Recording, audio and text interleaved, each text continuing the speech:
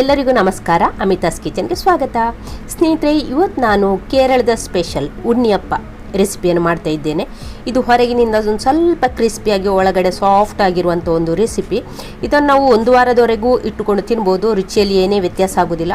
ಹಾಗೆ ಇದನ್ನು ಬ್ರೇಕ್ಫಾಸ್ಟಿಗೂ ಮಾಡ್ಬೋದು, ಇಲ್ಲ ಈವ್ನಿಂಗ್ ಸ್ನ್ಯಾಕ್ಸಿಗೂ ಮಾಡ್ಬೋದು, ಇಲ್ಲ ಟೂರ್ ಏನಾದರೂ ಹೋಗಬೇಕು ಅಂತಿದ್ದರೆ ಮಾಡಿ ಹಿಡ್ಕೊಂಡು ಕೂಡ ಹೋಗ್ಬೋದು. ರುಚಿಯಲ್ಲಿ ಏನು ವ್ಯತ್ಯಾಸ ಆಗೋದಿಲ್ಲ. ಅಂತಹ ಒಂದು ಅದ್ಭುತ ರುಚಿಯುಳ್ಳ ಮತ್ತು ಪರಿಮಳಯುಕ್ತವಾದ ಒಂದು ರೆಸಿಪಿ ಅಂತಲೇ ಇದನ್ನು ಹೇಳ್ಬೋದು. ನೀವು ಕೂಡ ಒಂದ್ಸಲ ಟ್ರೈ ಮಾಡಿ. ಹಾಗೆ ಈ ರೆಸಿಪಿ ನಿಮಗೆ ಇಷ್ಟ ಆದರೆ ಪ್ಲೀಸ್ ಲೈಕ್ ಮಾಡಿ, ಶೇರ್ ಮಾಡಿ. ಚಾನಲ್ಗೆ ಯಾರಾದರೂ ಸಬ್ಸ್ಕ್ರೈಬ್ ಪ್ಲೀಸ್ ಸಬ್ಸ್ಕ್ರೈಬ್ ಮಾಡಿಕೊಂಡು ಚಾನಲ್ ನೋಡಿ. ಹಾಗಾದ್ರೆ ಬನ್ನಿ ಅಮಿತಾಸ್ ಕಿಚನ್ಗೆ ಹೋಗೋ ರೆಸಿಪಿ ನೋಡಿಕೊಂಡು ಬರುವ. 150 ಗ್ರಾಮ್ಸ್ನಷ್ಟು ಬೆಲ್ಲ ತಗೊಂಡಿದ್ದೇನೆ ನೋಡಿ. ಒಂದೂವರೆ ಅಚ್ಚುಗಿಂತ ಒಂದು ಸ್ವಲ್ಪ ಜಾಸ್ತಿ ಉಂಟು. ಇವಾಗ ಇದನ್ನು ನಾವು ಸ್ವಲ್ಪ ಪುಡಿ ಮಾಡಿಕೊಳ್ಳುವ.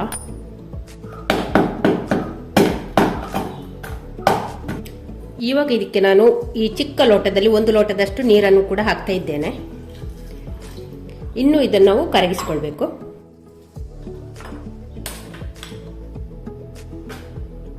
ಇನ್ನು ಬೆಲ್ಲ ಪೂರ್ತಿ ಕರಗಬೇಕು. ಆ ತನಕ ನಾವಿಲ್ಲಿ ಕುದಿಸ್ಕೊಳ್ಳೋ. ಇದನ್ನು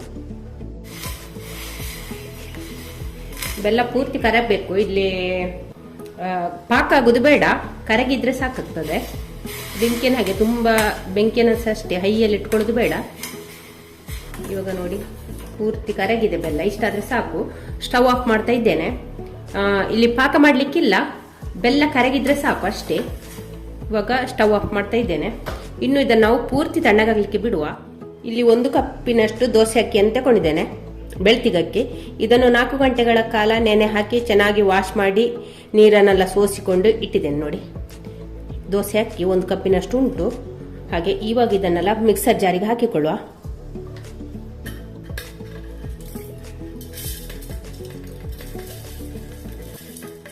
ಇವಾಗ ಇದಕ್ಕೆ ನಾವು ಕರಗಿಸಿಕೊಂಡ ಬೆಲ್ಲದ ನೀರನ್ನು ಕೂಡ ಹಾಕಿಕೊಳ್ಳುವ. ಬೆಲ್ಲದ ನೀರು ಪೂರ್ತಿ ತಣ್ಣಗಾಗಬೇಕು. ಸ್ವಲ್ಪ ಸ್ವಲ್ಪ ಹಾಕಿಕೊಂಡು ಗ್ರೈಂಡ್ ಮಾಡಿಕೊಂಡ್ರೆ ಆಯಿತು. ಇವಾಗ ಒಂದು ಸ್ವಲ್ಪ ಹಾಕಿ ಗ್ರೈಂಡ್ ಮಾಡಿಕೊಳ್ಳುವ.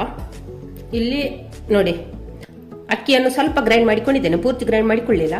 ಅದಕ್ಕೆ ಇವಾಗ 1 ಪಚ್ಚೆ ಬಾಳೆಹಣ್ಣು ತಗೊಂಡಿದ್ದೇನೆ ನೋಡಿ. ಒಳ್ಳೆ ಹಣ್ಣಾಗಿರ್ಬೇಕು. ಪಚ್ಚೆ ಬಾಳೆಹಣ್ಣು ಆಗ್ತದೆ, ಮೈಸೂರು ಬಾಳೆಹಣ್ಣು ಆಗ್ತದೆ, ಕದಳಿ ಬಾಳೆಹಣ್ಣು ಆಗ್ತದೆ. ಅದನ್ನೀಗ ಇದಕ್ಕೆ ಹಾಕಿಕೊಳ್ಳುವ. ಚಿಕ್ಕದು ಒಂದು ಹಾಕಿಕೊಂಡ್ರೆ ಸಾಕಾಗ್ತದೆ. ದೊಡ್ಡ ಪಚ್ಚೆ ಬಾಳೆಹಣ್ಣು ಹಾಕೊಳ್ಬೇಕು ಅಂತೇನಿಲ್ಲ, ಚಿಕ್ಕದೊಂದು ಹಾಕಿಕೊಳ್ಳುವ. ಇವಾಗ ಇದನ್ನು ಗ್ರೈಂಡ್ ಮಾಡಿಕೊಳ್ಳುವ. ಅಕ್ಕಿನಲ್ಲಿ ರುಬ್ಬಿಕೊಂಡಾಯ್ತು. ರವೆ ರೀತಿ ರುಬ್ಬಿಕೊಳ್ಬೇಕು. ತುಂಬಾ ಬಾಂಬೆ ರವೆ ಉಂಟಲ್ಲ, ಆ ರೀತಿ ರುಬ್ಬಿಕೊಂಡಾಯ್ತು ನೋಡಿ. ಇದಕ್ಕೆ ಇವಾಗ ನಾನು 2 ಟೇಬಲ್ ಸ್ಪೂನ್ ನಷ್ಟು ನೋಡಿ, ಟೇಬಲ್ ಸ್ಪೂನ್ ಅಂದ್ರೆ ಇದು, ಈ ಸ್ಪೂನಲ್ಲಿ 2 ಟೇಬಲ್ ಸ್ಪೂನ್ ನಷ್ಟು ಗೋಧಿ ಹಿಟ್ಟನ್ನು ತಗೊಂಡಿದ್ದೇನೆ. ಅದನ್ನು ಕೂಡ ಇದಕ್ಕೆ ಹಾಕಿಕೊಳ್ಳುವ. ಇದನ್ನೊಮ್ಮೆ ಗ್ರೈಂಡ್ ಮಾಡಿಕೊಳ್ಳುವ. ಇವಾಗ ಇಲ್ಲಿ ನಾವು ಅಕ್ಕಿಯನ್ನು ಕೂಡ ರುಬ್ಬಿಕೊಂಡಾಯ್ತು. ರವೆ ರೀತಿ ರುಬ್ಬಿಕೊಳ್ಬೇಕು. ಗೋಧಿ ಹಿಟ್ಟು ಹಾಕಿ 1-2 ರೌಂಡ್ ತಿರುಗಿಸಿಕೊಂಡ್ರೆ ಸಾಕು. ಇವಾಗ ಇದನ್ನೊಂದು ಪಾತ್ರೆಗೆ ಹಾಕಿಕೊಳ್ಳುವ ಹಿಟ್ಟನ್ನು.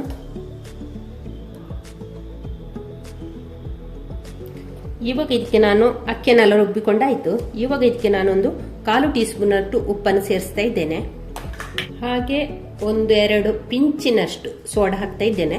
ಅಂದ್ರೆ ನಾವು ಇದನ್ನೊಂದು 2 ಗಂಟೆ ಹೀಗೆ ಬಿಡುವ. ನಿಮಗೆ ಇವತ್ತು ಸಂಜೆ ರುಬ್ಬಿಟ್ಟು ನಾಳೆ ಬೆಳಿಗ್ಗೆ ಮಾಡಬೇಕು ಅಂತಿದ್ರೆ ಸೋಡಾ ಹಾಕಿಕೊಳ್ಳೋದು ಬೇಡ. ಹಾಗೆ ಒಂದು 4-5 ಗಂಟೆ ಬಿಟ್ಟರು ಕೂಡ ಸೋಡಾ ಹಾಕಿಕೊಳ್ಬೇಕು ಅಂತಿಲ್ಲ. ನಾನು ಇದನ್ನು ಸ್ವಲ್ಪ ಬೇಗ ಮಾಡ್ತಿದ್ದೇನೆ. 1-2 ಗಂಟೆ ಇಟ್ಟು ಆ ನಂತರ ನಾನು ಇದನ್ನು ಮಾಡ್ತಾ ಇದ್ದೇನೆ. ಹಾಗಾಗಿ ಸೋಡಾ ಹಾಕಿಕೊಂಡಿದ್ದೇನೆ. ಒಮ್ಮೆ ಚೆನ್ನಾಗಿ ಮಿಕ್ಸ್ ಮಾಡಿಕೊಳ್ಳುವ. ಬೆಲ್ಲದ ನೀರು ಮಾಡುವಾಗ ನಾವು ಗಟ್ಟಿಗೆ ಬೆಲ್ಲದ ನೀರು ಮಾಡಿಕೊಳ್ಬೇಕು. ಜಾಸ್ತಿ ನೀರು ಹಾಕಿ ಬೆಲ್ಲವನ್ನು ಪಾಕ ಮಾಡಿಕೊಳ್ಬೇಡಿ. ಅಲ್ಲಿಂದಲ್ಲಿಗೆ ಬೆಲ್ಲ ಕರಗುವಷ್ಟು ಮಾತ್ರ ನೀರು ಹಾಕಿಕೊಳ್ಬೇಕು. ಒಂದು ವೇಳೆ ನೀರು ಜಾಸ್ತಿ ಹಾಕಿದ್ರೆ ಉಂಟಲ್ಲ, ಬೆಲ್ಲದ ಅಂಶ ಈ ಅಕ್ಕಿಗೆ ಕಡಿಮೆ ಬೀಳ್ತದೆ. ಯಾಕೆಂದರೆ ನೀರಿನ ಅಂಶ ಜಾಸ್ತಿ ಇರ್ತದಲ್ಲ, ಆದ ಕಾರಣ ಬೆಲ್ಲದ ಅಂಶ ಕಡಿಮೆ ಬೀಳ್ತದೆ. ಅಂದರೆ ನಮ್ಮ ಜಾಸ್ತಿ ನೀರು ಹಾಕಿ ಮಾಡಿದರೆ ಬೆಲ್ಲದ ಪಾಕ ಹಾಗೆ ಉಳಿದುಕೊಳ್ತದೆ. ಚೆನ್ನಾಗಿ ಕಲಸಿಕೊಂಡಾಯಿತು. ಇನ್ನು ಇದನ್ನು ಒಂದು 2 ಗಂಟೆ ಬಿಡಬೇಕು. ಇದನ್ನಿನ್ನು ಮುಚ್ಚಿಟ್ಟು 1-2 ಗಂಟೆ ಬಿಡುವ. ಕೊಬ್ಬರಿ ಆಗಬೇಕು ಅಂತೇನಿಲ್ಲ, ನೀರು ಡ್ರೈ ಆದ ತೆಂಗಿನಕಾಯಿ ಕೂಡ ಆಗ್ತದೆ. ಆನಂತರ ಕಟ್ ಮಾಡಿಕೊಳ್ಳುವ, ಚಿಕ್ಕ ಚಿಕ್ಕ ಕಟ್ ಮಾಡಿಕೊಳ್ಳುವ.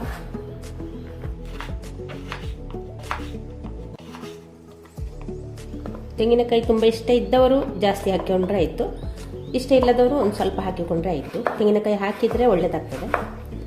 ತೆಂಗಿನಕಾಯಿಯನ್ನು ಕಟ್ ಮಾಡಿಕೊಂಡಾಯಿತು. ಇನ್ನು ಇದನ್ನು ನಾವು ಫ್ರೈ ಮಾಡಿಕೊಳ್ಬೇಕು. ಒಗ್ಗರಣೆ ಸೌಟನ್ನು ಇಟ್ಟುಕೊಂಡಿದ್ದೇನೆ. ಅದಕ್ಕೆ ಈಗ ಒಂದು ಸ್ವಲ್ಪ ತುಪ್ಪ ಹಾಕಿಕೊಳ್ಳುವ. ತುಪ್ಪ ಸ್ವಲ್ಪ ಬಿಸಿ ಆದಾಗ ಈಗ ಕಟ್ ಮಾಡಿ ಇಟ್ಟುಕೊಂಡ ತೆಂಗಿನಕಾಯಿ ಚೂರನ್ನು ಹಾಕಿಕೊಳ್ಳುವ. ಬೆಂಕಿಯನ್ನು ಮೀಡಿಯಂ ಫ್ಲೇಮಲ್ಲಿ ಇಟ್ಕೊಂಡ್ರೆ ಆಯಿತು. ಅನಂತರ ಇದನ್ನು ಕೆಂಪಗಾಗೋ ತನಕ ಫ್ರೈ ಮಾಡಿಕೊಂಡ್ರೆ ಆಯಿತು. ಇವಾಗ ನೋಡಿ ತೆಂಗಿನಕಾಯಿ ಎಲ್ಲ ಚೆನ್ನಾಗಿ ಫ್ರೈ ಆಗಿದೆ. ಇವಾಗ ನಾನು ಇದಕ್ಕೆ 1 ಟೀ ಸ್ಪೂನ್ನಷ್ಟು ಎಳ್ಳನ್ನು ಹಾಕ್ತಾ ಇದ್ದೇನೆ, ಕಪ್ಪು ಎಳ್ಳು.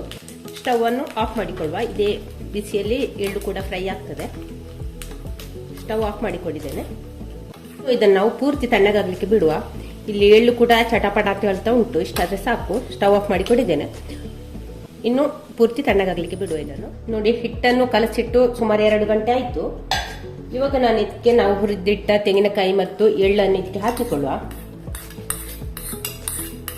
ಆಮೇಲೆ ಚೆನ್ನಾಗಿ ಮಿಕ್ಸ್ ಮಾಡಿಕೊಳ್ಳುವ. ಈಗ ಇದಕ್ಕೆ ಒಂದು 3 ಏಲಕ್ಕಿಯನ್ನು ಪೌಡರ್ ಮಾಡಿ ಇಟ್ಟುಕೊಂಡಿದ್ದೇನೆ. ಸಕ್ಕರೆ ಹಾಕಿ ಪೌಡರ್ ಮಾಡಿ ಇಟ್ಟುಕೊಂಡಿದ್ದೇನೆ. ಅದನ್ನೀಗ ಹಾಕ್ತಾ ಇದ್ದೇನೆ. ಇನ್ನು ಇದನ್ನ ಚೆನ್ನಾಗಿ ಮಿಕ್ಸ್ ಮಾಡಿಕೊಳ್ಳ. ಇವಾಗ ನೋಡಿ ಚೆನ್ನಾಗಿ ಮಿಕ್ಸ್ ಮಾಡಿಕೊಂಡಾಯಿತು. ನೋಡಿ ಹಿಟ್ಟಿನ ಹದ ಈ ರೀತಿ ಇದೆ ನೋಡಿ. ಇಷ್ಟು ಸಾಕು. ತುಂಬ ತೆಳ್ಳಗೆ ಮಾಡೋದು ಬೇಡ, ಹಾಗೆ ತುಂಬ ಗಟ್ಟಿ ಕೂಡ ಬೇಡ. ಬೇಕು ಅಂತಿದ್ರೆ ಇದಕ್ಕೆ ಒಂದು 2 ಟೇಬಲ್ ಸ್ಪೂನ್ನಷ್ಟು ಬೆಲ್ಲದ ನೀರು ನಿಮ್ಮ ಹತ್ರ ಇದ್ರೆ ಹಾಕಿಕೊಳ್ಬೋದು, ಇಲ್ಲದಿದ್ರೆ ನೀರು ಕೂಡ ಹಾಕಿಕೊಳ್ಬೋದು. ನೋಡಿ ಹಿಟ್ಟಿನ ಹದ ಈ ರೀತಿ ಉಂಟು. ಇಷ್ಟಾದರೆ ಸಾಕು. ಇನ್ನು ಇದನ್ನು ನಾವು ಉಣ್ಣಿಯಪ್ಪ ಮಾಡಿಕೊಳ್ಳುವ. ಕೇರಳದ ಸ್ಪೆಷಲ್ ಉಣ್ಣಿಯಪ್ಪ. ಇಲ್ಲಿ ನಾನು ನಿಮ್ಗೀಗ 2 ರೀತಿಯಲ್ಲಿ ಉಣ್ಣಿಯಪ್ಪ ಮಾಡೋದನ್ನು ತೋರಿಸ್ತಾ ಇದ್ದೇನೆ. ಜಾಸ್ತಿ ಎಣ್ಣೆ ಹಾಕಿ ತಿನ್ನಲಿಕ್ಕೆ ಆಗದವರಿಗೆಲ್ಲ ಸ್ವಲ್ಪ ಎಣ್ಣೆ ಒಂದು ಸ್ವಲ್ಪ ಕಾವಲಿಗೆ ಸವರಿಕೊಂಡು ಆ ರೀತಿ ಮಾಡಿ ತೋರಿಸ್ತಾ ಇದ್ದೇನೆ ಈಗ ಮೊದಲಿಗೆ. ಅಂದರೆ ಕೆಲವರಿಗೆ ಜಾಸ್ತಿ ಎಣ್ಣೆ ಇಷ್ಟಪಡೋದಿಲ್ಲ ಅಂಥವರೆಲ್ಲ ಈ ರೀತಿ ಕೂಡ ಮಾಡಿ ತಿನ್ಬೋದು. ಇಲ್ಲೊಂದು ಸ್ವಲ್ಪ ಎಣ್ಣೆ ತುಪ್ಪದ ಪಸೆ ಮಾಡಿಕೊಳ್ತಾ ಇದ್ದೇನೆ.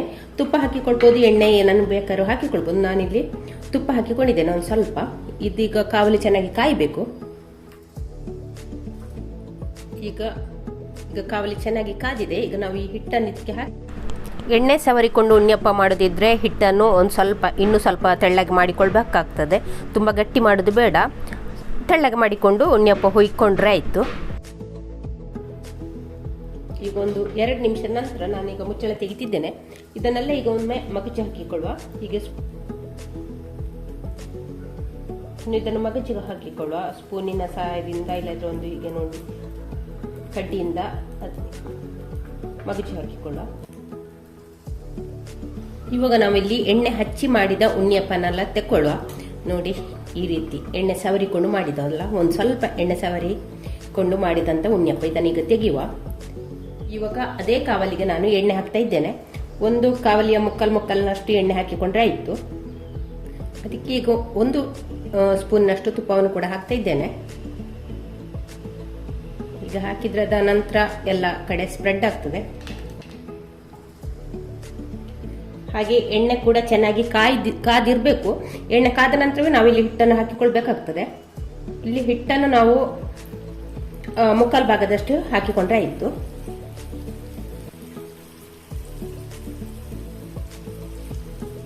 ಬೆಂಕಿಯನ್ನು ಕೂಡ ಅಷ್ಟೇ ಜಾಸ್ತಿ ಇಟ್ಕೊಳ್ಳೋದು ಬೇಡ, ಹೈಗಿಂತ ಒಂದು ಸ್ವಲ್ಪ ಕಡಿಮೆ ಮಾಡಿಕೊಂಡ್ರೆ ಸಾಕು. ಇವಾಗ ಇದೊಂದು 2 ನಿಮಿಷ ಆದ ನಂತರ ಎಲ್ಲವನ್ನು ಮಗುಚಿ ಹಾಕಿಕೊಳ್ಳ.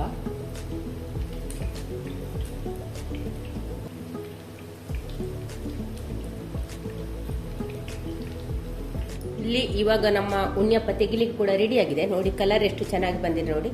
ಇನ್ನು ಇದನ್ನೆಲ್ಲ ನಾವು ತೆಗೆಯುವ.